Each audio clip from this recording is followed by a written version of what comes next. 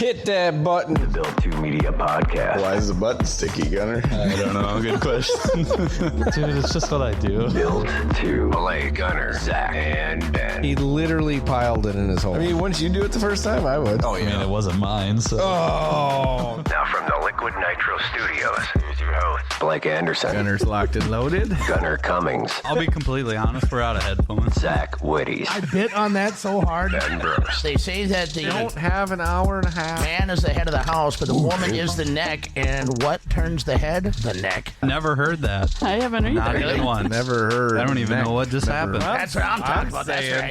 right. That's right. Hit the button. Hi. Good evening. How are we doing today? First off, tag. You're going to do this, aren't you? It's been a couple of weeks since we've had our little play date here, so I yeah, suppose. you know what I mean? Play date. Play date. I don't know if I like the play date thing. Well, that's for your wife, because I said it last week. Can we please have a play date? I asked that last week when I left, but came here to pick up the stuff, and She said okay, too. I was Yeah. coming. oh yeah, Well, I was On going your- to be driving to yes, Cedar Lake on Speedway. your way. Right. Sorry, I have to correct myself. Ben, Blake, we're back with another show right We are. after the Little Dream and the USA Nationals. we got lots to talk about. Oh, we have a lot to talk about. Plus, we have two guests. First well, things- technically 3 or 4. There was 4 people in the screen earlier. But First thing first, what we need to do is I need you yeah, with the beard. yeah. If you flip over to page 1, Right away, are Over we show done around with her. the whole intro? How you doing? I Thanks don't for know coming about back. We like list. You know, it's nice to see you guys. yeah, all that stuff. They know all that. Okay. Hi, Jeremy.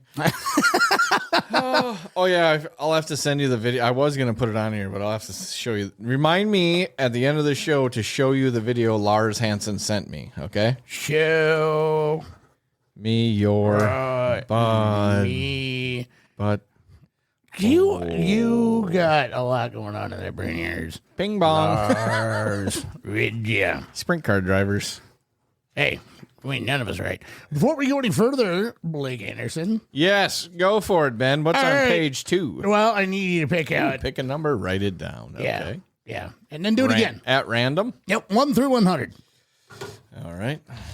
Okay, and then our guests are about to find out why. Wait a second. Okay, this one has to go on here. I don't know why, because that's the only one I could think of immediately. Okay. But that's too many numbers. 1 through 100. Yep, that was too, if you do the math together. So, USA.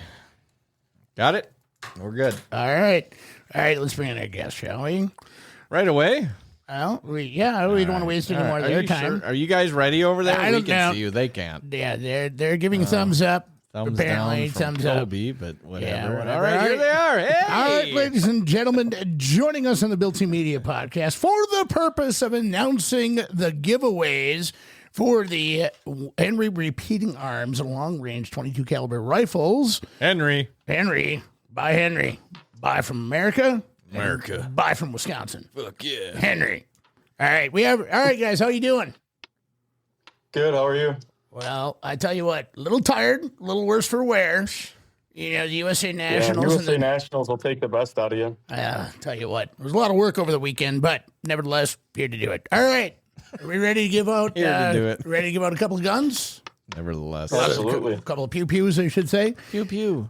All right, Blake, what is the first number that you wrote down, See sir? if I can zoom into this just for our guests.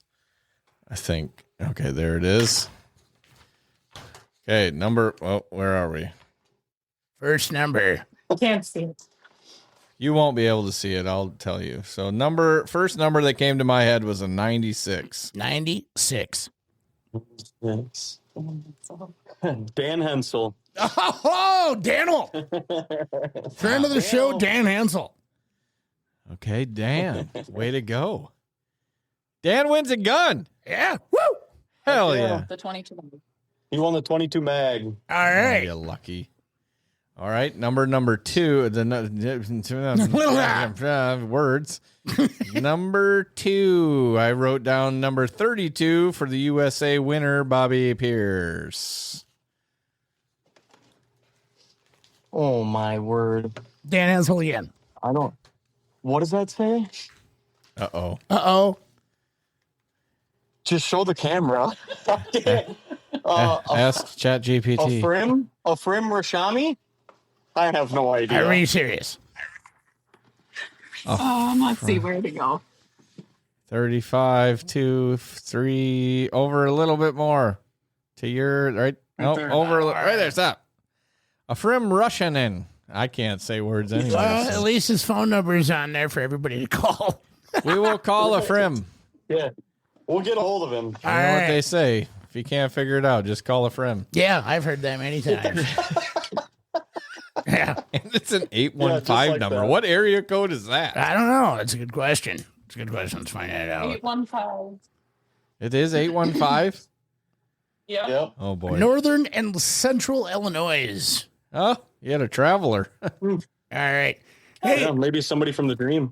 Yeah, maybe. before we go any further, Colby, we are officially 7 days outside of the 32nd annual Street Stock Little Dream Race brought to us by St. Croix Casino. You got any thoughts on how everything went down? I know we discussed a little bit about track preparation and all that stuff prior to the show beginning.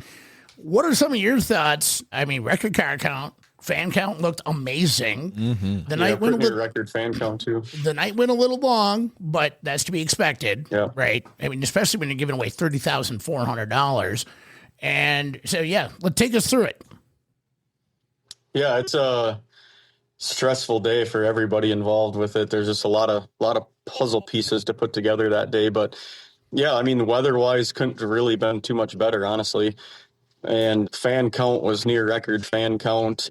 Car count was record car count. Obviously, record payout. So there was a lot of good racing all night long. Like the track stayed in nice.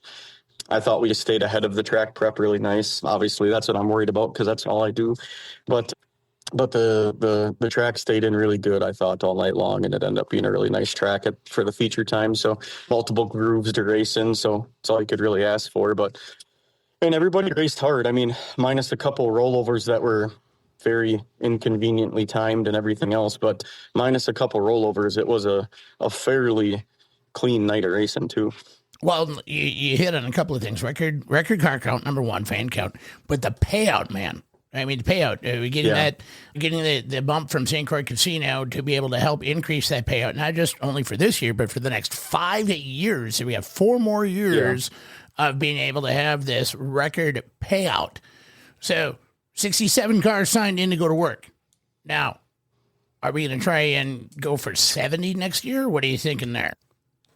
Yeah, I think so. I mean, that's the whole goal, is to do the best we can get as many cars there to put on the best show that we can, you know. And the drivers, I mean, everybody races that night really, really hard. So it's easy to put on a good show when everybody races that hard, you know. But yeah, without Will and Babes and Monica and everybody over at St. Croix Casino, they helped us a ton. I mean, I could go on the list for days and days and days for how many people donated to that thing. And without everybody that donated, it's remarkable. We were just talking about it tonight. It's remarkable what that race has become and how many people donate to that race and to get to the amount of money that they race for. It's absolutely astonishing to me that we can get to that in one night, you know? Yeah, I agree. I thought the racing was really good this year. I mean, compared to last year, it was kind of not necessarily a wreck fest, but definitely bing, bang, boom in every corner. This year, I thought they raced just pure hard and clean. Yeah, I thought the same. I thought everybody raced very clean this year. And like I said, the couple rollovers that did happen or a couple wrecks that did happen, it was just hard racing. I mean, nobody did anything intentional by no means, you know. And then on top of it, when you talk about the crowd, I could hear the crowd over the cars and anyone who was announcing. Yeah. Like if something happened, you heard the crowd react before the announcer reacted. It was Well, I was nuts. doing track work beforehand, and obviously I didn't really look up into the stands until like a couple heat races were through, and finally I looked up and I'm like, holy cow, she's wedged up here tonight. And then I always radio my sister on the other radio and say, Jen, how busy are you up there? And when she never responds to me for about an hour, I know that she's a busy night up on top of the hill. Speaking of that, Jen, you are quite literally one of the biggest unsung heroes at Rice Lake Speedway weekend and week out. You have a lot to keep track of all the time, not to mention trying to keep that guy to your right there, trying to keep him in line. I mean, that's no easy task in and of itself. So let's talk about the amount of work that you put into the food sales, all that stuff. Yeah, let's not. All right, we don't have to. Yeah. We don't have to. I'm a silent person. No, right. she does it. No. She does a ton up there. It is. It's busy. Yeah. Yeah. Half the battle that she has to deal with is just making sure we have enough each and every night to make sure that we don't run out of food or don't do this. And have enough people. People is a big thing. Yeah. Making sure that people are in the right places. Those nights it takes a lot of people. Yeah. Oh, yeah, absolutely. Well, A lot of hot dogs getting slung out of that place. hot dogs, giant The pretzels. street stock stacker was a hit this year. What was it? It's the chicken strips, pepper jack cheese, and the secret dream sauce on a bun. And that was a hit. We brought it out. I think we might have to keep it on for this weekend too. Oh, and bacon. Oh my gosh! I'd add Secret me dream sauce. Yep. Secret dream sauce. three of them. That's okay. Yeah, we won't. Yeah, wrong crowd for. Yeah, come on. It was popular though. We might have to leave it on the menu for a week or so. See how it goes this weekend. Yeah, that's Yeah. a good idea. Hey, and we got big stuff coming this weekend, too, with the structural buildings, the sort of late model challenge series coming into town. Haven't had late models on Rice Lake Speedway since 2024. Does that change your mindset, change what you're thinking of by way of going into track prep for the weekend?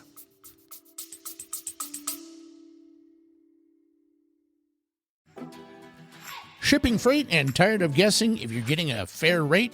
QualityFreightRate.com cuts through the noise, compares real carrier pricing, and gets you the best freight rate fast. No fluff, just better pricing. Check them out at QualityFreightRate.com, and don't forget promo code BUILT2 for 10% off your first shipment.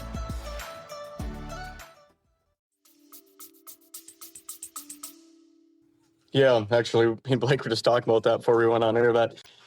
I'm a little nervous about it just because it's been a minute since we've had late model. I shouldn't say nervous, but just making sure I do all the right things to make sure the track stays around for the late models all night long. And the nice thing is that I've had a couple years of practicing here to screw it up enough for other classes of race cars that I know what's too far and what's not enough. So the nice thing is I kind of know where I need to be for a fat tired car to go around that place and put on a good show.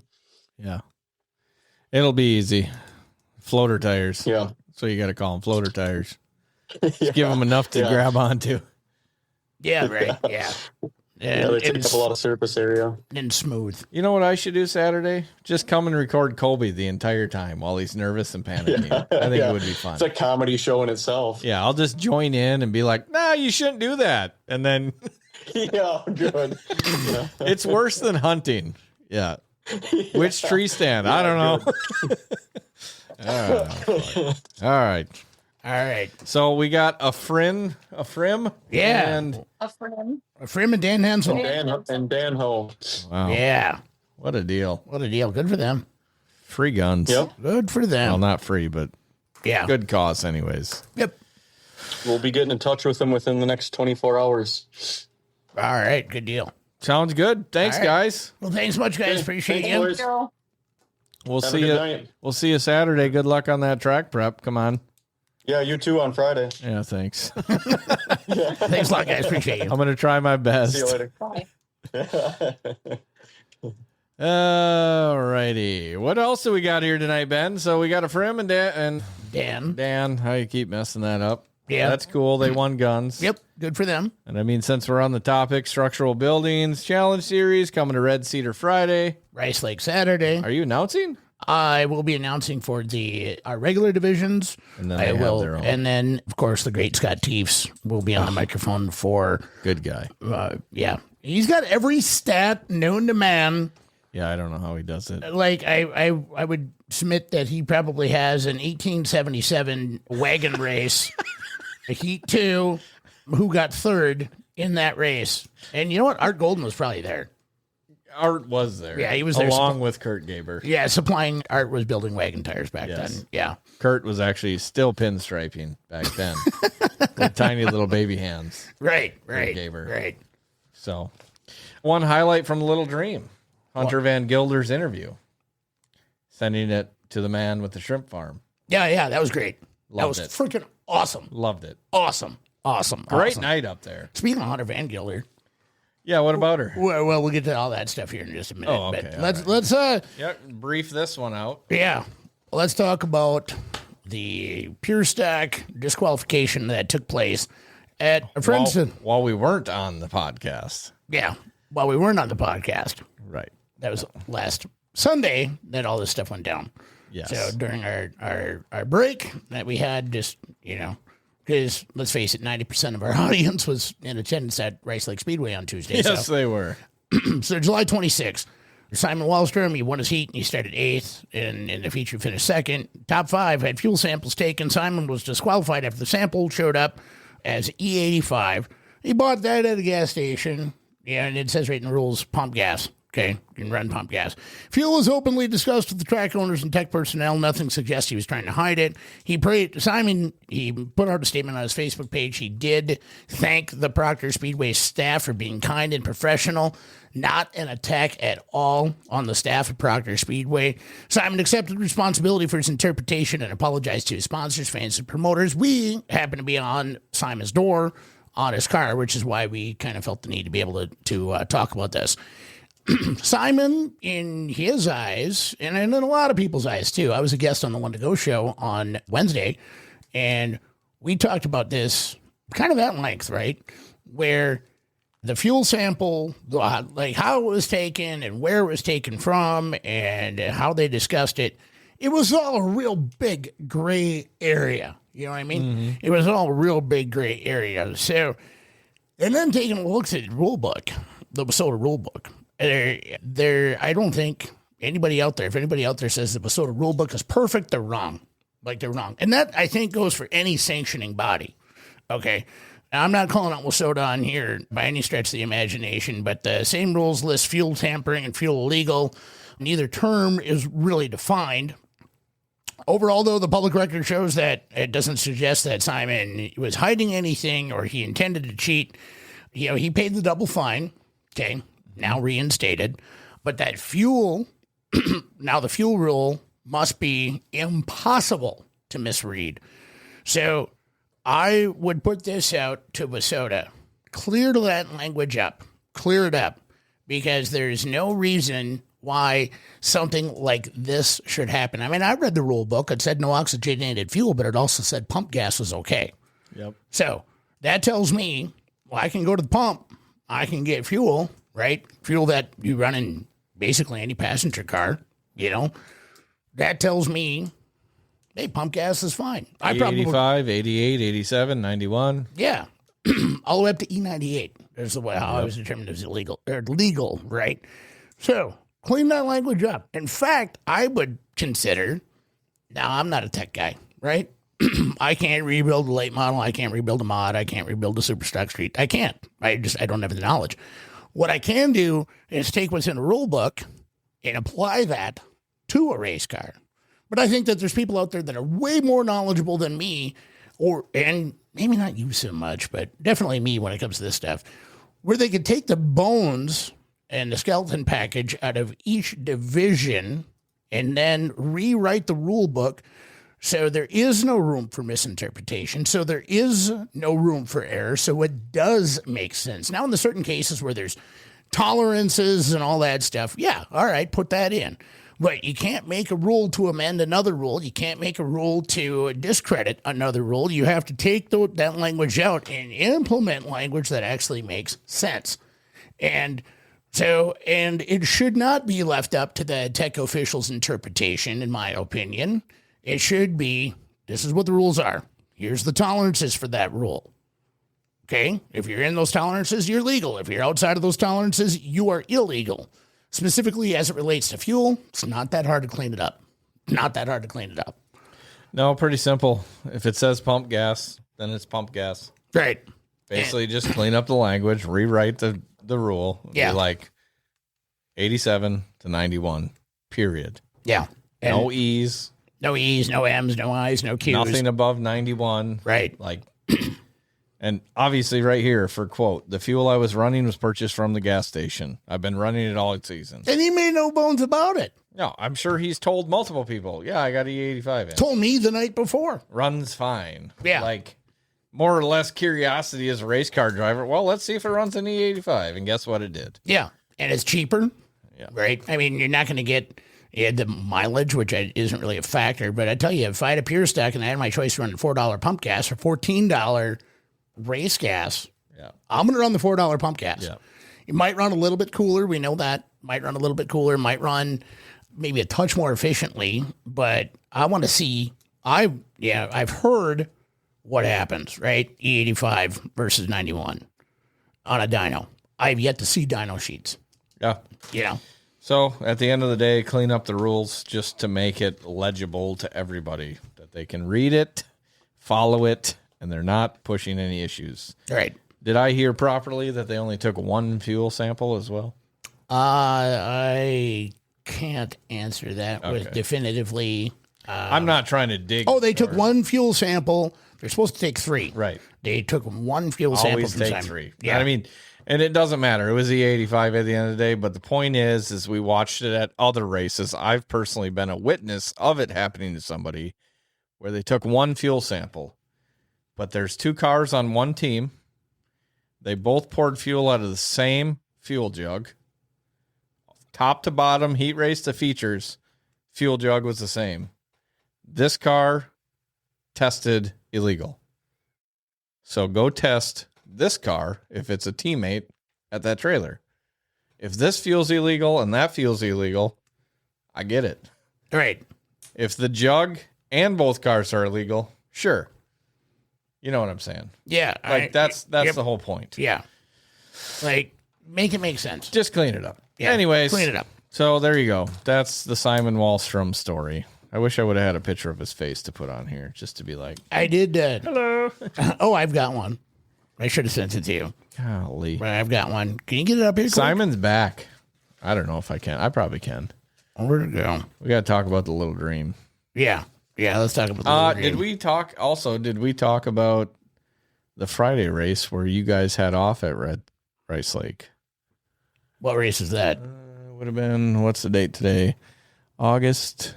So Shackleton. Did we talk about Shackleton Memorial? Oh, we didn't touch on the Shackleton Memorial. You know, and that was We shall the touch Fast on Lane that. Superstack series. Right. Right. We So did not touch on I just wanted that. to remind myself. Yeah. Because Dylan Nelson, holy shit, Ran away. he ran away both Bye-bye. nights. And Dylan Nelson started inside row 4 at Rice Lake. And Ryan Aho from our sister station of the One to Go show, he asked me what's going on at Rice Lake. And so I sent him a picture of the feature lineup. And he said, I'll take Dylan Nelson from row number 4. I said, I picked Alex Myers because that he started 2 rows up. Made sense. It made sense to me at the time, right? But Dylan Nelson picking up $29.74 and then picking up another $2,000 on Saturday night. Boy, that is going to look really good in the bank account coming in by time, because now you're going up against some of the more well-funded teams that are out there. And Dylan Nelson, low budget guy, kind of an open trailer guy. You think he's got in close, but I would consider him to be an open trailer guy. Yeah, he's fast, man. But he's fast. Stupid fast. So we will, want me to just go over this quick? Yeah, do it. So Red Cedar Speedway, it would have been July 24th, Dave Shackleton Memorial Fast Lane Superstock Series. So we'll just start with the feature in the Superstocks. Obviously, Dylan Nelson wins. He left. He didn't say bye. He didn't say, hey, I'm here to hang out for a bit. He just left. We can do a lot of fun stuff with that picture. Send it. All right. I was trying to figure out there was another guy that ended up going quite a ways, but third place, Sean McFadden from +5, Dwayne Keeler +1 for third. Yeah, DJ was looking pretty good out there, too. How about Kyle your boy Kyle? Kyle Kopp. Golly, +13. I mean, there was a lot of movers and shakers. Tim Johnson was there, Andrew Davis in 5th, Tim in 6th. It was Tate Anderson plus 15. There was a couple little wrecks, but nothing crazy. Yeah, it was a great race, great night. We had fireworks afterwards. I'm sure you guys seen some of the highlight videos. Modifieds, another awesome race. AJ Demel got out, kind of ran away for a little bit.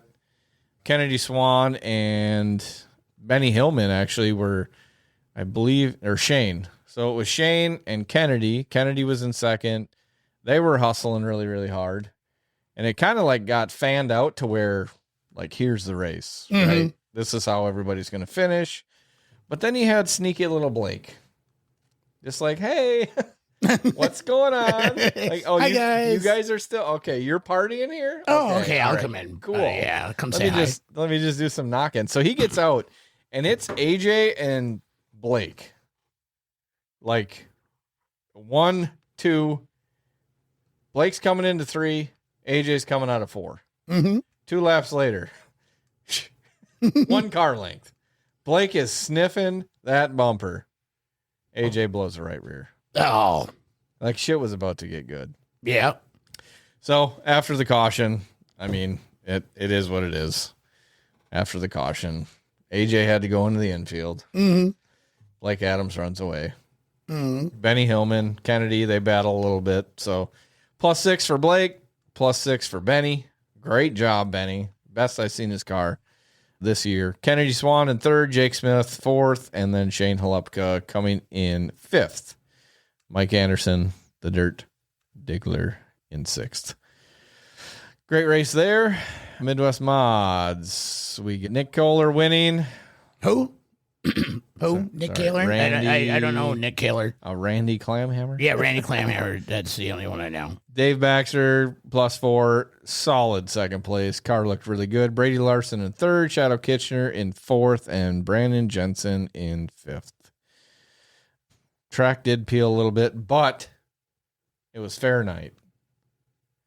The fair was going on as well. We had kids night. It was a busy day at Red Cedar Speedway. We had buses running around.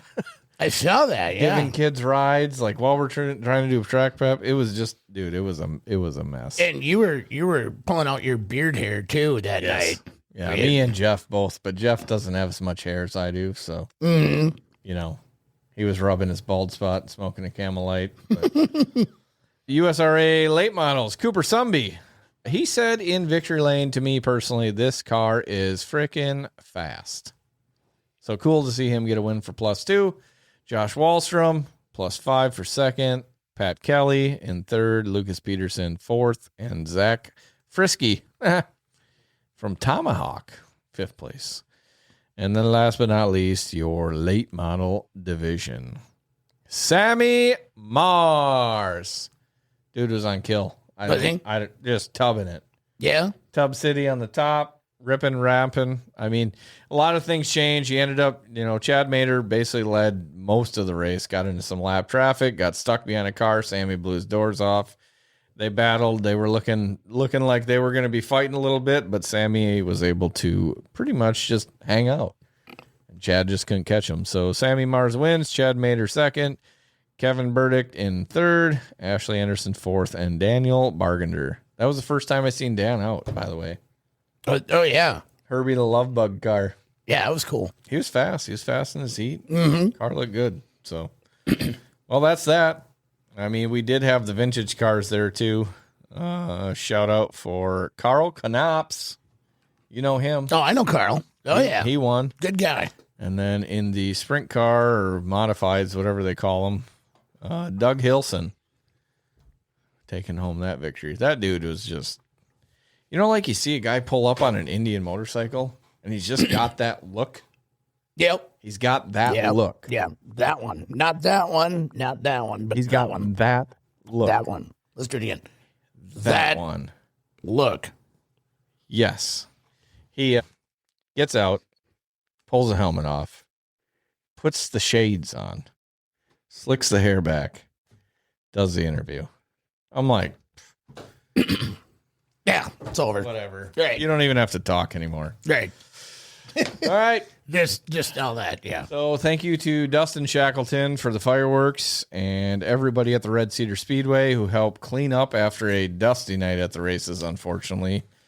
Not a lot of time for that many classes, but we had no curfew, so I think we were done at like 11:52. Oh, yeah. It went late, but, you know, when you got 2 classes with 20 cars in it. And bus rides and track prep and fill in the hole and build a pond and watch Lars eat a fucking hot dog. And but I don't know. Yeah. It wasn't bad, though. I mean, it raced really good. So let's get to the Little Dream. Well, I'm going to touch on Saturday night here a little bit, too. Okay, So Dylan Nelson from 7th to pick up the dub. He passed Tim Johnson with a move off turn 4. Holy cow. I mean, that was an intense race. I'd put that up as a race of the year. Old Timmy? Yeah, Sasquatch working the inside and Dylan Nelson on the outside. First ever victory at Rice Lake Speedway, paid $2,000. So hats off to Dylan Nelson and his entire team. But hard charger honors goes to Magnum Ryan Olson.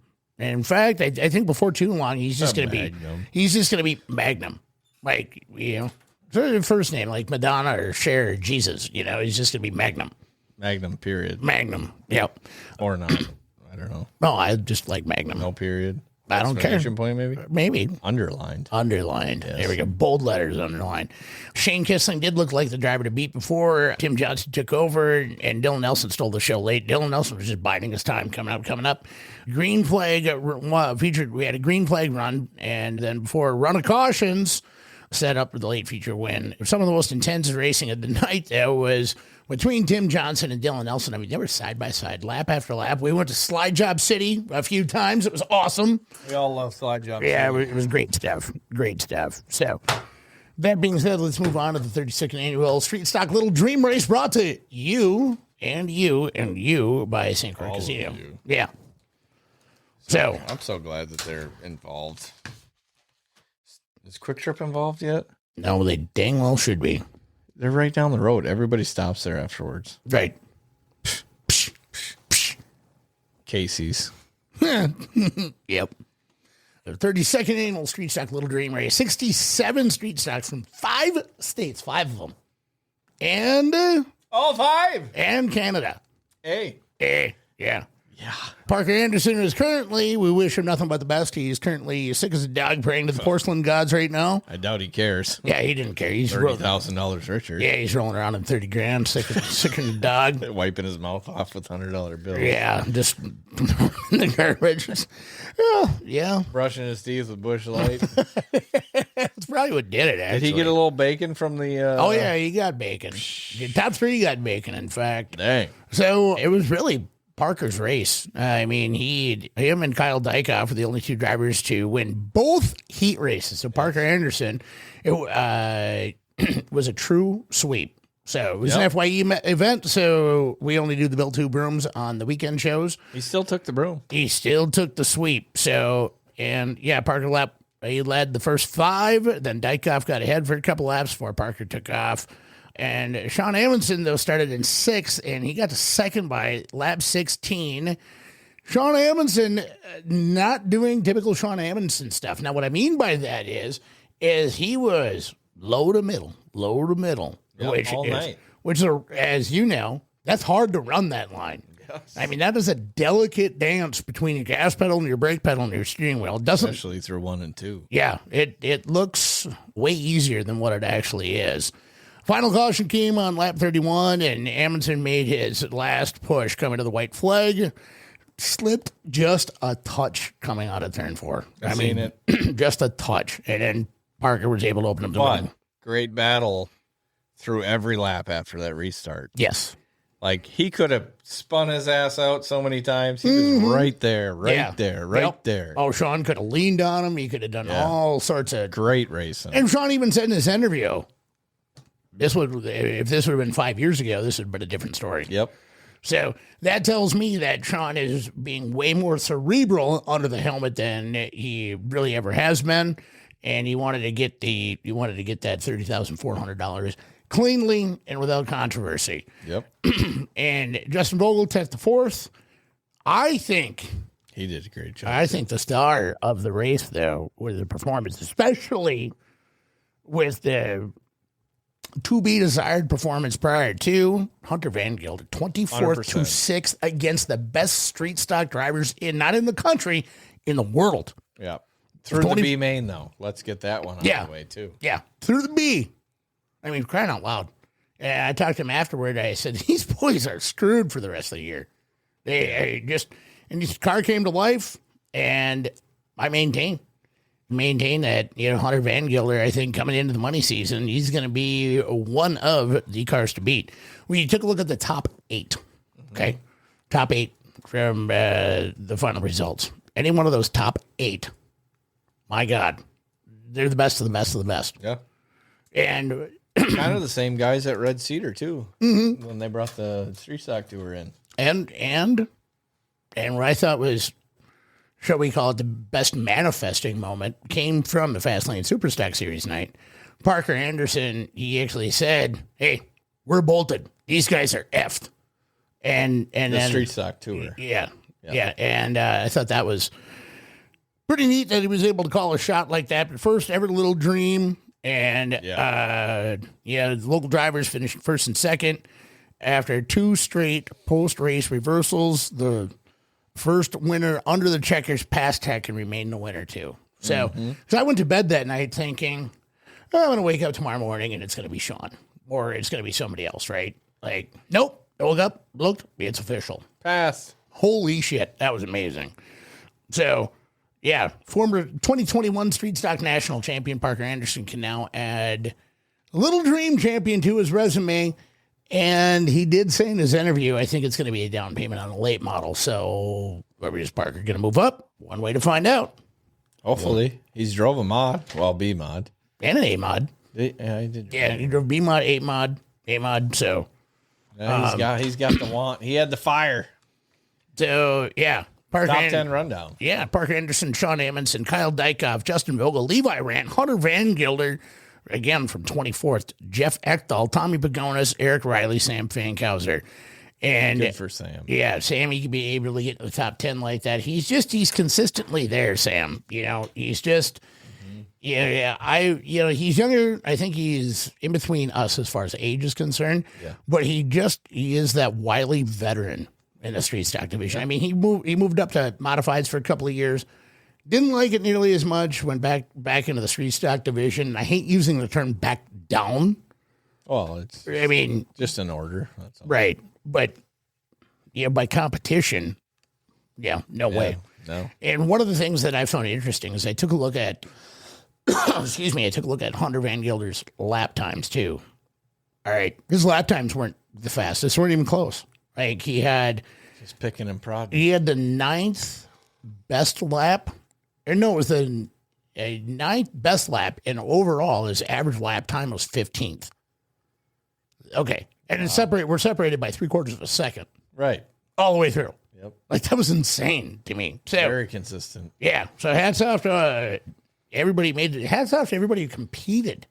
Like I talked to Mike Knudsen on Sunday night, and he was like, I don't know, man. I don't know. And you can't win if you don't enter. Right. Well, and hats off to the fans. Oh yeah.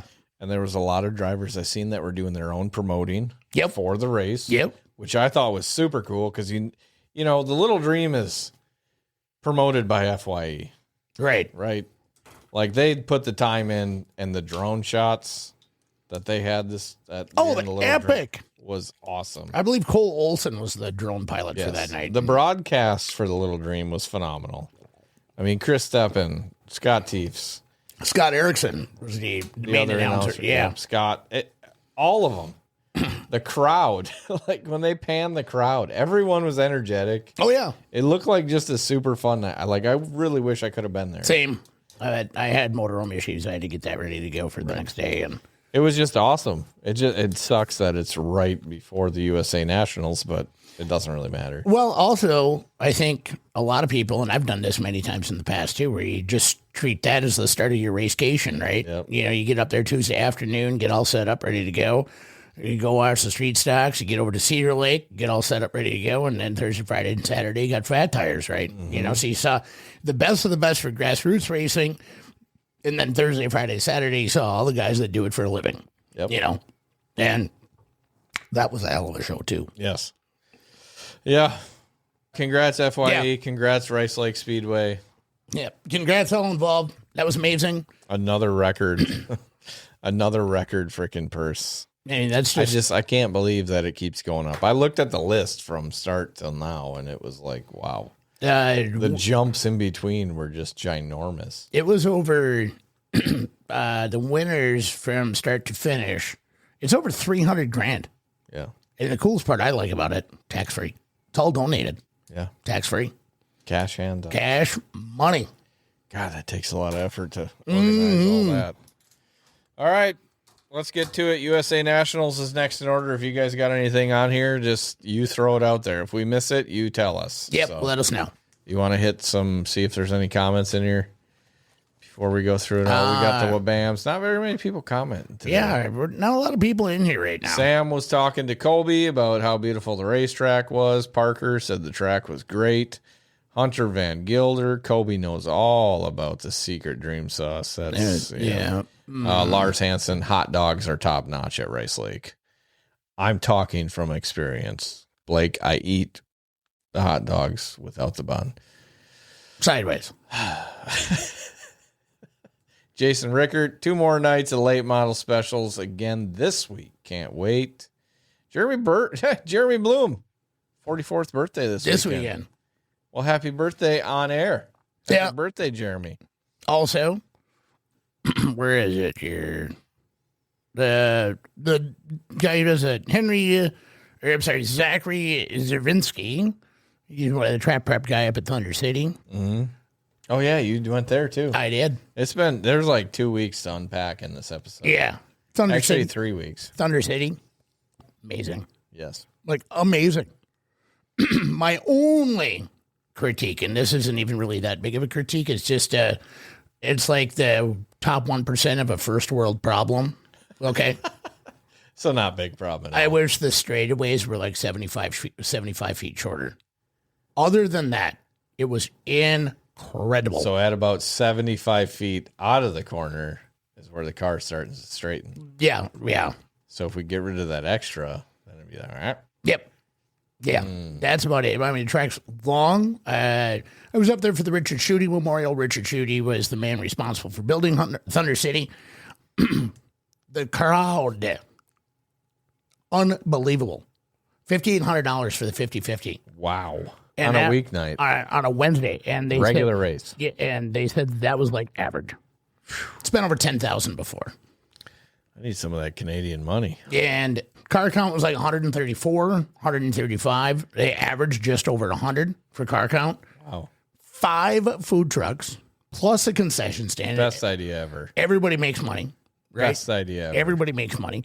They have shipping containers, sea cans, all around the racetrack that they lease out to businesses, and they get a certain amount of admission tickets every week. But then they get food and stuff brought in, right? And the place was just packed. The crowd, I stepped out of the announcer's booth and just went out in front of the crowd like I do, you know, just as an experiment. Yeah, that crowd's hot. That crowd is hot. Like, they are in it. They are right there. And everywhere I went in Thunder Bay, like the restaurants and stuff, outside on bumper sticker or on back windows, you can see, you know, racer numbers, that sort of thing. There's pictures of race cars everywhere we went. Thunder Bay is a racing town. And that was so cool to be able to be there. And obviously, after 26 years, being able to get up there and hang out with Tom Nesbitt and his brothers, Mike and Scott, and check that out. It truly, in a lot of ways, felt like coming home. So, it's awesome. And Ray Dorvell, their announcer there, was for only being there right from the start. And that track's 5 years old. He knew everything there was to know about it. You think they built that track off of listening to this podcast? Seems like they took every idea that we've ever thrown out the window. I'm going to go with no. And here's why. I mean, I get what you're driving at. We have good trucks, storage units. We have good ideas. That's the point. Well, right. Is we have good ideas. And But what they've done up there, they've done it right. So if you haven't been to Thunder City, you need to go. Do it. You need to go. I said if I lived just a mere 3 hours closer, I'd be there twice a month. We'd be there twice a month. Well, let's just go one more time. Can't this year. Neither one of us have time. I looked. Damn it. I know. I looked. Like Can we make time? I looked. Shit. Can't do it. We got to go next summer. What if we had a plane? Yeah, then we could. Okay. Yeah, then we could, for sure. Yep, we could, for sure. Get to Thunder City. Yeah, get to Thunder City. And, all right, let's talk USA Nationals. Let's do it. You were there. I wasn't. I did watch the entire highlight reel.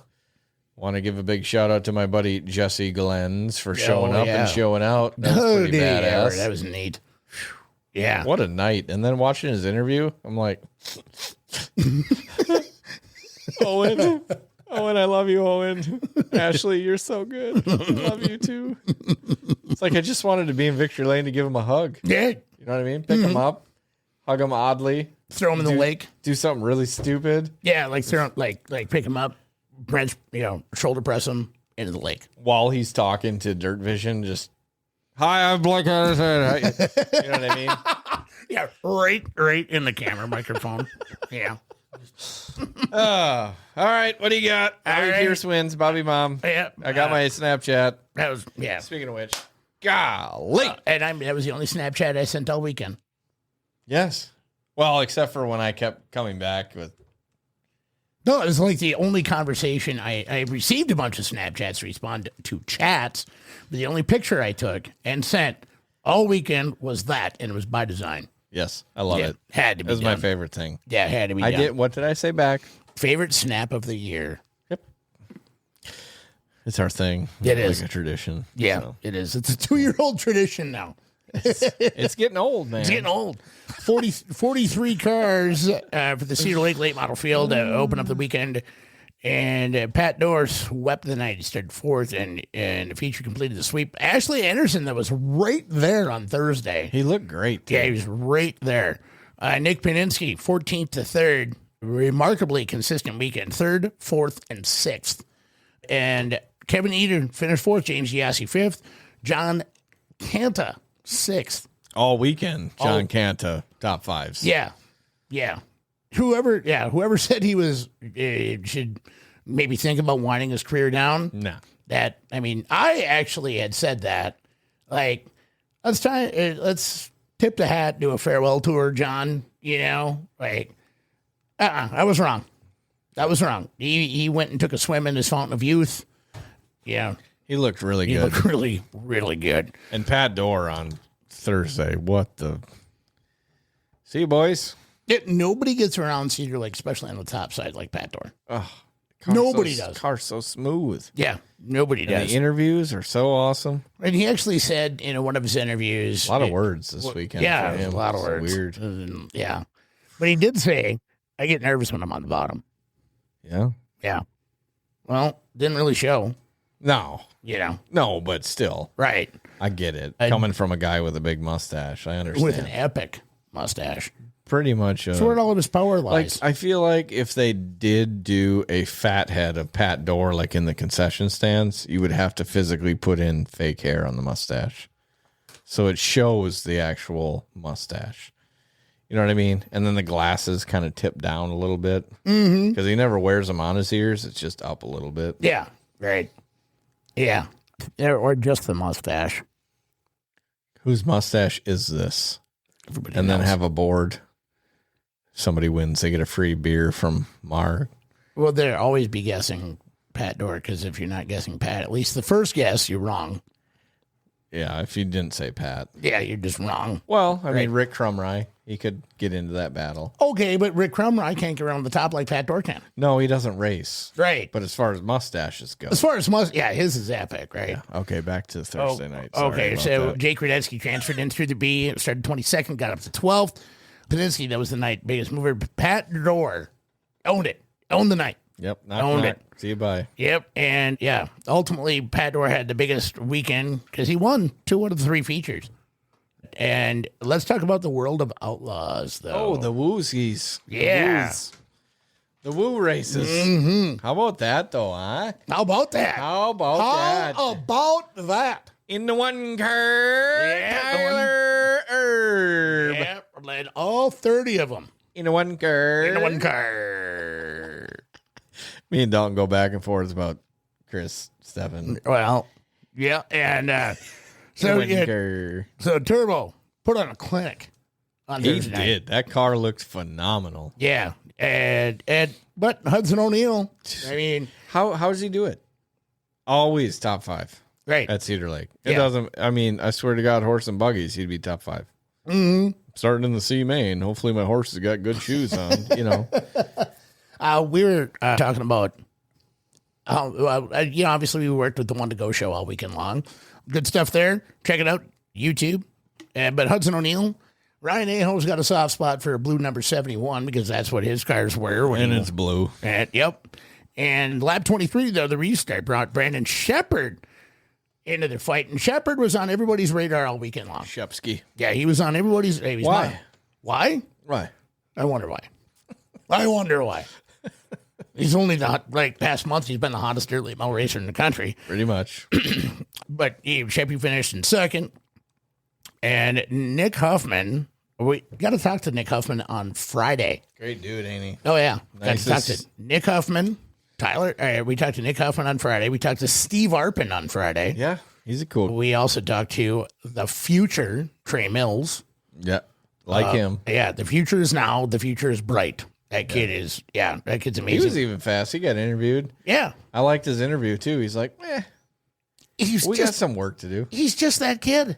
And he's only 17. Right. Not like, oh, my God. Right. On Dirt Vision. It's just more like, yeah, whatever. We did all right. But yeah, we didn't win. I got to go back. And yeah, I got shit to do. Yeah. Trey Mills. And we also talked to Adam Hensel, which, hey. Who's that? Just, he was my pick, actually, on Thursday to win. Yeah. Thursday night. Thought it was a solid pick, but I didn't want to pick the obvious pick, which is Pat. Right. Yeah. He already won Thursday. So yeah, but I didn't want but I didn't want to. Semi. Actually, he doesn't have it anymore. Okay.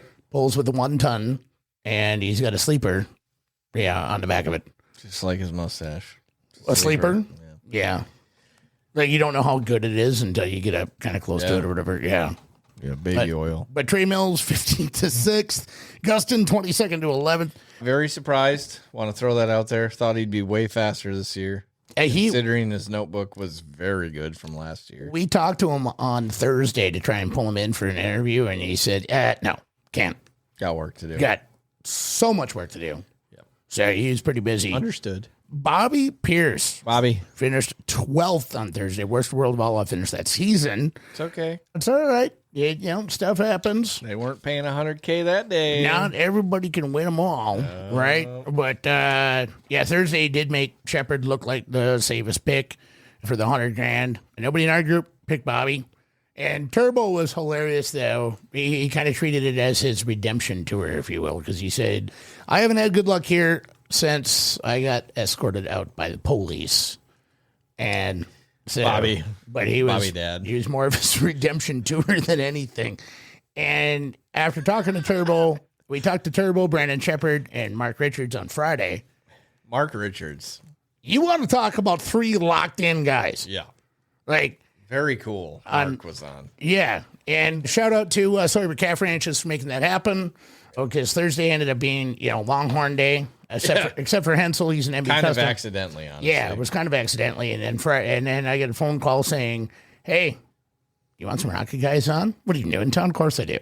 Yeah, of course we do. Hello. And so Sawyer Calf Ranches, they hung up. 10 minutes later, I got a text message. Here's Mark Richards' phone number. He's expecting to hear from you. But he's going to bring Turbo and Brandon Shepard. Okay. Golden. Yep. Because we didn't know on Friday, like we had kind of an idea what we were going to do, but the rain was throwing a wrench into everything, right?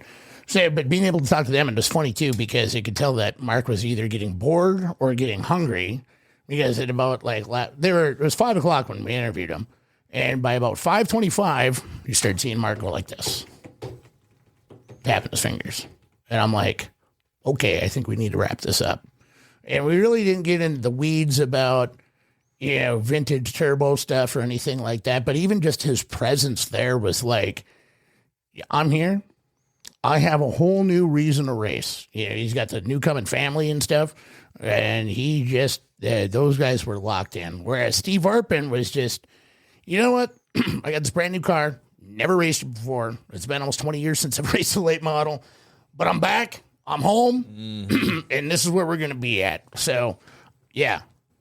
Yeah, good stuff there. Top 10 Thursday. Pat Doar, Ashley Anderson, Nick Paninsky, Kevin Eater, James Giassi, John Canta, Gavin Terrace. That one surprised me, too. Good. He looked really good. Yep. Daryl Nelson, Cole Searing, and Sammy Mars. And then Turbo, B-Shep, Hudson O'Neill, Nick Huffman, Devin Moran, Trey Mills, Jake Tim. That was cool to see. Jake Tim have a good run. T-Mac, Cody Overton, Tanner English. And that was top 10. Ryan Gustin and Bobby Pierce. Devin was my pick on Thursday. Yeah. Yeah. Didn't work out. No, did not.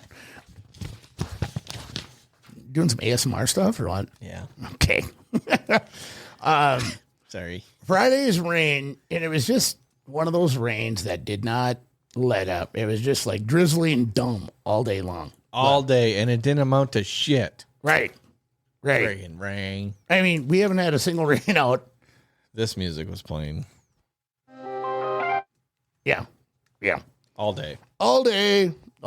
So they had to force 2 complete programs into one on Saturday. It's a lot of racing. And what they did was they just qualified the CLS cars and then featured them, B featured, A featured, right? Yep, Eliminated the heat races. Smart move. But so they ended up having to clear the grandstands. Yeah. On the USA Nationals night, the only night that I think that would be as tough, if not tougher to do, Oh, it was tough. was school bus night. Yes. But that would have been terrible. Yeah, but USA Nationals night number 2, which was on Saturday, had to do the sweep, get everybody out. Thankfully, I had a pit pass, so I could kind of do whatever. But let's talk about Jesse Glenz. He show up, he race car, he go very fast, he win. Yeah, enough said. Jesse win. Enough said. John Canta. He show up, he finished second, very good car. He not win. Cole Searing. He show up, he race car, he gets their place. Made me $50. Oh! Yeah. God damn, come on. I'm freaking, are you kidding me? Yeah, made me $50. Who you betting for $50? I was in one of the many one-to-go pools I was in. Oh. So I don't count the money I spent. It's the money you made. Next year, remind me 2 months early when the USA Nationals. I'm going to put a reminder in my phone to remind you every week. Thank you. Okay. Nick Paninsky, he run 4th place. He got 4th. Ashley Anderson, a very, very hungover Ashley Anderson. Oh, yeah. I went from 50 to 6th. When I seen him pop into the screen, I'm like, what? Yeah. What? Yeah, it was like Who's that guy that does like the 2-minute football review? Oh, Chris Berman. Yeah. Yeah. Yep. There it goes. Yeah, it's about what it was. James Giassi, I talked with Kaylee prior to this race, and because I went and saw her new merch trailer. Very nice. Very nice. So it'll be James at both. is a hell of a fabricator. Yeah, very nice. 24th to 12th. Mm-hmm. Okay. And it's a moving. What was interesting, though, is Pat Doar, Thursday's winner. He finished 5th in the B feature and failed to transfer. He just wanted to race Saturday in that portion. That's why I thought I jumped timelines for a minute, to be honest with you. I really did. This old cowboy ain't going to run all them laps. But then his wife apparently told him, Nancy told him, why don't you put the car the way you had it? Because that was way faster. And he's like, okay. So then he just did it. Hey, I just want to try something. Let me just try something. And then Nancy's like, hey, put the car back. Put it back the way you found it. Yeah. Nancy's like, do it now. Hurry up. Do it now. We ain't got time. Wait, do that again. Do that again. What are you doing? Put it back the way you found it. Put it back the way you found it. Now. And then. That's kind of creepy. And then do it again. And Pat was like, okay. With a mustache. With a mustache. Yes. James Trantina making an appearance. Good for him. Yeah, that Feeling a little better, was he? Yeah, that was pretty cool. I didn't get to see him or talk to him or anything, but I thought it was pretty cool. Dirt on Dirt found him, took a picture of him, and I mean, obviously, him being there had to lift his spirits because his car sat in the pin for Saturday night's portion. That was pretty crazy. So yeah, and not only sat on the pin, but maybe even showed off a little bit about halfway through the race. Come on. I've never seen a late model that sideways in my life. Oh, you're talking about the save of the year. It. Oh, yeah, that was okay. I remember a few years ago, Don O'Neill did that where he got like stupid sideways for a while. Right. Okay, so but different condition. Different condition, yeah. Yeah. So that was in 1 and 2, right? I'm over in 3 and 4, and because I always sit on the rail up there. And I'm standing next to Chad and Alex Budislavich. Okay? Oh, yes. Travis Budislavich's pit guys. We'll see Travis Friday, and things go well Friday. We'll see him on Saturday. Okay. And both of them simultaneously. Chad's there, Al's there. Both of them went like that to me. And I looked, and holy shit, what a save. Oh, that could have been so bad. That could have been really bad. I mean, it was an instant 4 cars in like seconds if nobody else did their job. Right. So after winning Heat 6 on the pin there, and yeah, he's going to go backwards, right? Yeah. You know, he's going to go backwards. This is only his second year on tour, so yeah, he's going to go backwards. But that was fine. I thought that was fine. I mean, he drove really well. Dan did. And so going from there, nobody, and again, Saturday night, nobody had their eye on Bobby. You know, obviously he had 1 billion fans there, but nobody had their eye on Bobby as far as, I apologize, I got in a fight with my printer earlier. Nobody had their eye on Bobby. So Bobby was like, hey, hi. Knock, knock. Knock, knock. Showing up. 32's here. Hi. I did get to see Bob Pierce for a minute, talk to him for a little bit. How you feeling, Bob? Really good. It's a little aggravating, you know, being able to do the things that I'd like to be able to do more, but I can't. Yeah. But they got their fecal material together, you might say. They spent 6 hours at the Spring Smasher on Friday night. I seen that interview, and I'm like, man. Yeah. If the sandbox is bumping, I'm probably going. Right. You know what I mean? Mm-hmm. There they are, just working in the hauler. Yep, just working. And paid off. I'd probably do the same amount of work for $100K. Come on. Mm-hmm. Fans Fun Dash was clearly the story of the weekend, too. I mean, it was that fun storyline. So Jason Rickett. We did, shout out Jason Rickett, Ryan Aho, doing work for that. It was a record fans fund as far as donations were concerned. Again, record fan count, too, over the weekend. It showed. A full house. Yeah. Talked to Brad a couple of times for, I think, a combined total of like 41 seconds. Oh, Brad, cool. Yeah. Brad, how you doing? I'm stressed. You can't be stressed now. Everybody's here. Yeah. Just go with it. Yeah. And he kind of gave me a funny look like. Well, it's kind of like a wedding. Right. What the fuck are you going to do when everybody's here? Yeah. Yeah. Fix it and go. Mm-hmm. We sat down with the Eisenschenk sisters and the Gundaker brothers. You talk about like funny people. Oh, yeah. Right. And they didn't care so much about who won the Fans Fund race. They wanted the bragging rights. Yep. Yeah. And the Gundaker said, deal with that is fine. We don't want to have to face our mom if we screw up. And I think we can all relate to that. I really do. Gundaker family average 2. Eisenschenk family average 7. So the Eisenschenks went swimming.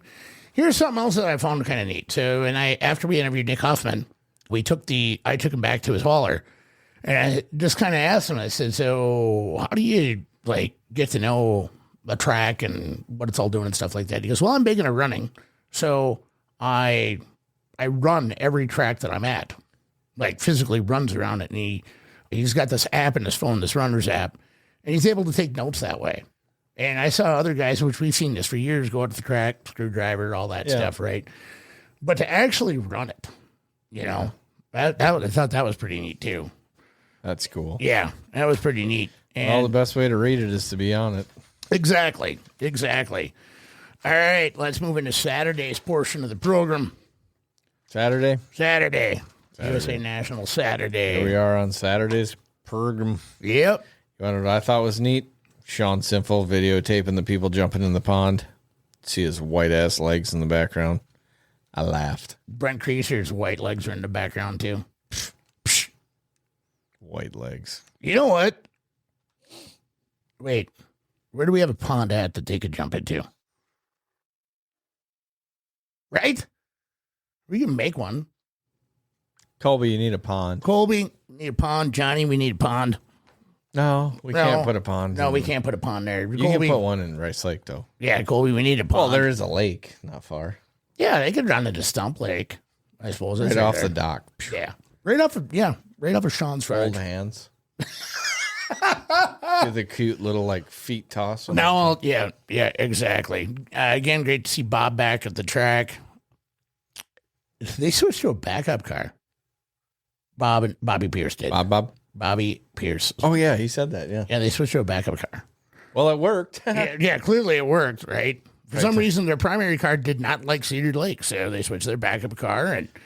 But when 12th is your worst finish, Blake, of the year, season so far, and you're having a banner year. It's August, and they started in January.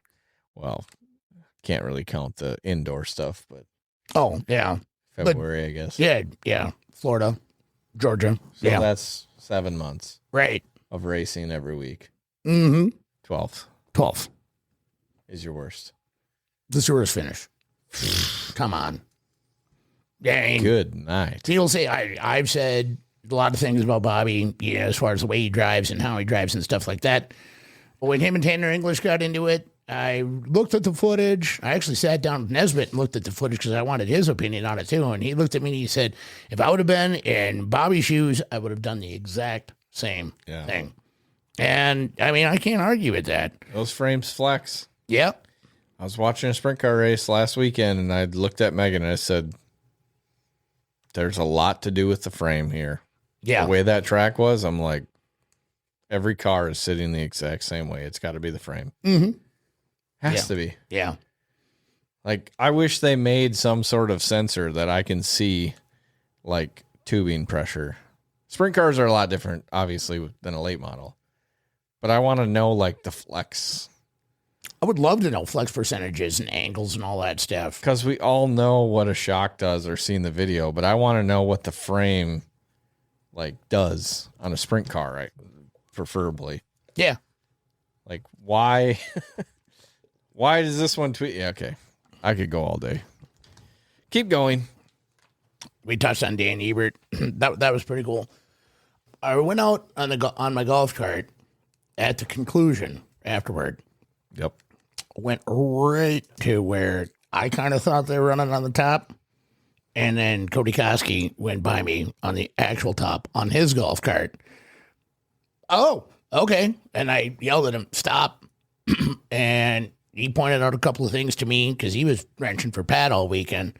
And he said, right here, this is where Pat was running. So I put my right rear of my golf cart up there, and I looked straight down. Holy shit.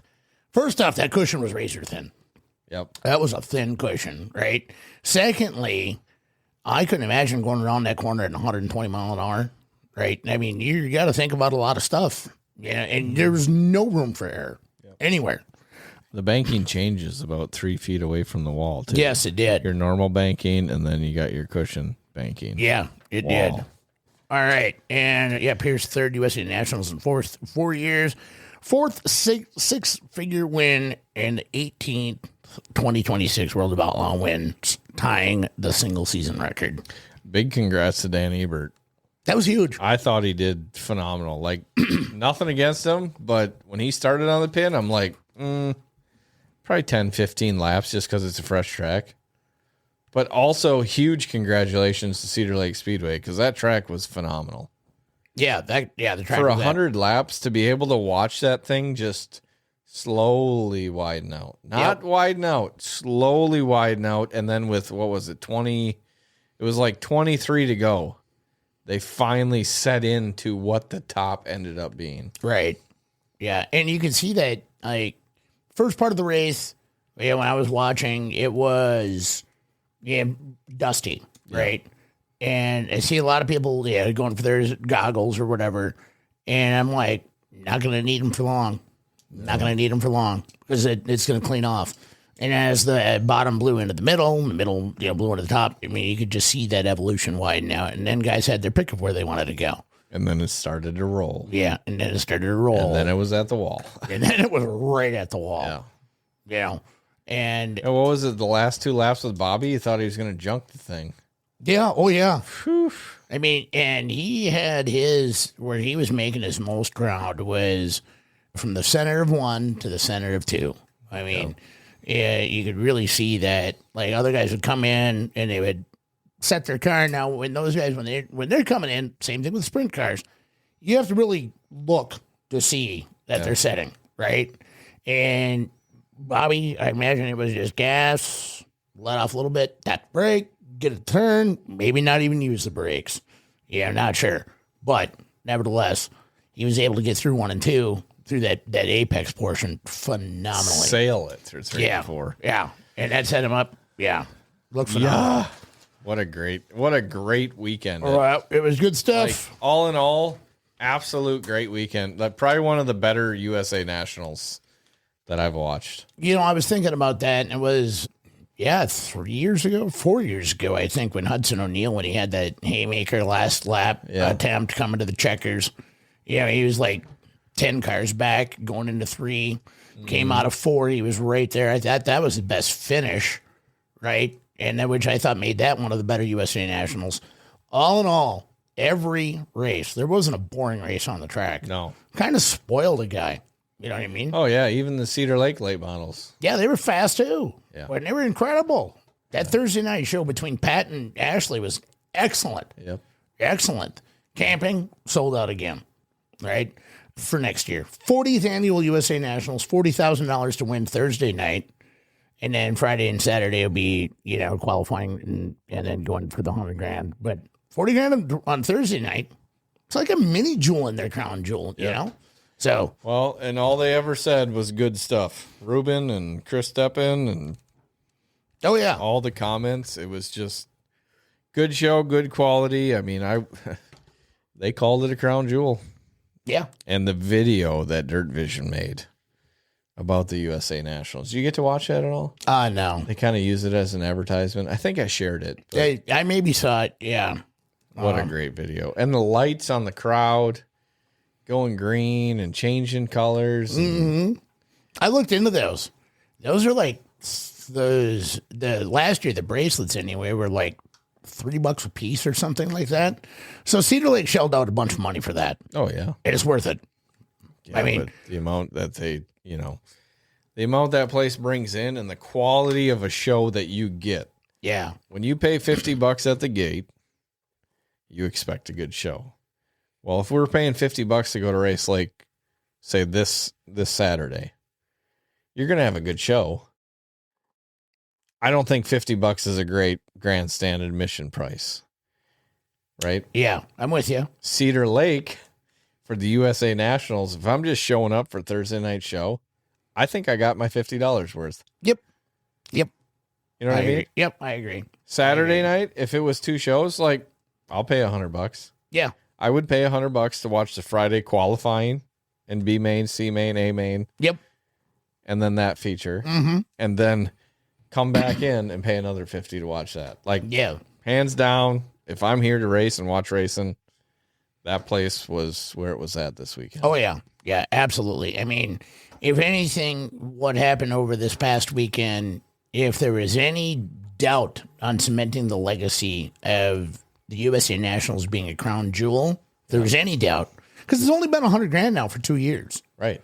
So, if there was any doubt for that, it's gone. Yeah. Like, you pay $85 a campsite, okay? You pay, like you said, over the course of 3 nights, $150 to get in, and you got your food and all that stuff. And you're looking at, and your budget is probably $1,000. Yeah.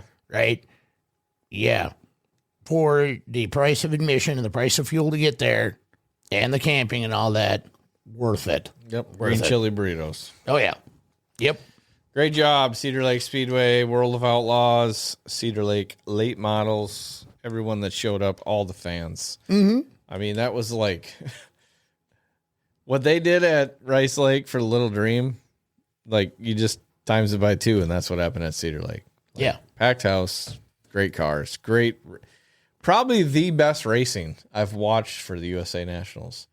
I don't know if I've said that already, but I was thoroughly impressed. Yeah. Watching all 100 laps. Just absolute quality driving. And it kept you glued, right? Yeah. It kept you glued whether or not you were watching at home or there. Like, there's people that came up to me all weekend trying to talk to me and stuff, especially like I learned right away on Thursday, I can't sit in general admission because, I want to watch. I want to see what's going on. Now, it's also like a giant family reunion. Right. Right. But, if I wanted to watch the racing, and even where I was at watching the racing, we were all glued to it. Yeah. Like it just held you. Even the people that really don't know racing that we were with, they were glued to it. The quality of cars, for one. Yep. The quality of drivers, for two. But everybody's car is so good that, like 4 years ago, you'd kind of get lost as far as where the leader through fifth was. You'd always have to check the board to see who's leading and then find the car. Mm-hmm. This year, for almost 40 laps, it was just symmetrical racing until the groove opened up. Yeah. Like, what'd they make it to? 52 laps in or something? It was 50, 53 or 54. Because I remember thinking and saying, holy shit, we've never gone this long without a caution. All it was a tire. Yeah. Like, I remember watching Jimmy. I'm pretty sure Jimmy led most of the race the one year that I specifically, before I even watched late models or traveled to watch races or was really in depth into racing. I remember watching Jimmy run that race, and it was like lap 45, and I was just, before a caution came out, I'm like, who's where? They didn't have the boards up. They didn't have the screens, It was just the old Pepsi sign and a board. I'm just like, well, this year, single, you can't make it through Minneapolis traffic as good as all those drivers raced at wide open speed. And all throughout the field. All the way to the end. Yeah. All throughout the whole field. Yeah. I mean, because I remember watching, watching Bobby, and then Bobby would be coming out of 4, and then I looked down the back straight, it was, oh, Jesus. Yeah. There was shitload, moving all over the place. 4 wide. Consistently. And then they caught up. I specifically remember this watching it. I mean, I just replayed. I've watched it twice now. They caught Strickler to lap him, and Strickler found speed. I'm like, what in the frick? They zip by the other lap cars. Yep. And then there's always that point where the leader has a hard time getting past. I think Nick Hoffman was leading there for a bit. Mm-hmm. When he was leading, he caught Strickler. And they're buddies, Yep. So it was kind of like this back and forth, give you room, but I'm still racing for my position as well as not trying to go a lap down. Right. And Strickler went in and poof, and Nick had to follow him for 3 laps. Yeah. And Strickler was faster, and then poof. Yep. And then it's 1, 2, 3. Yep. And then it's stuck again. Racing's so cool. Yeah. Yeah. It was incredible. Incredible. Man. Well, I think that's kind of where we're at. That's it. Blake Adams going to win that money tonight, Jeremy Bloom says. Jeremy, I will not be at Rice Lake Speedway Saturday as of right now. There is a possibility, but as of right now, I won't be. Simon bought a new late model, E85 powered. He said that. Did he? Here, look. Where? It's in there. Yeah, it's in there. I got a new late model today. Oh, not E85. Oh, that's too bad. I got a new late model today on E85 though. Even better. Devin was also his pick. I don't know where the bus. Let's go. Great work, Ben. Troy Chaplin want to let you know with the One to Go show. Oh, well, that was, One to Go, Built 2, One to Go combined. It was, First year. So Trial and error. Next year will be better. Yep. Next year will be better. So we'll, that'll be a lot more entertaining and stuff. And we'll have a little bit more continuity there too. So good to be back. Thank you guys. We'll see you next week, Tuesday, right around this time for a full recap from Red Cedar and Rice Lake. We'll talk all things: fat tires, skinny tires, big tires, small tires. Baseball. Yeah, we're going to talk about baseball and baseball and crocheting. You're supposed to show me. You're supposed to show me a video. I will. All right. Thank you, guys. All right. Thank y'all. As always, that was anticlimactic. You got something to say? Hit up the Built2Media Podcast and let them know. Like, comment, and share on TikTok, Instagram, Facebook, YouTube, and at Built2Media.com. Thank you, Built2Media sponsors. QualityFreightRate.com, Liquid Nitro Energy Drink, SKD, Scott King Designs, Thunderhill Speedway, Kick-Ass Beef Jerky, Jiggy Signs, Harvest Racing, K1 Race Gear by Ryan Bowers, Spot On, Point of Sale System Credit Card Processing, and PrettyPolishJunkie.com. Get your Built2Media podcast fix. Get everything you want and get everything you need at Built2Media.com, except for the t-shirts. Figure it out. Be back next week for another exciting Built2Media podcast. The Built2 Media Podcast.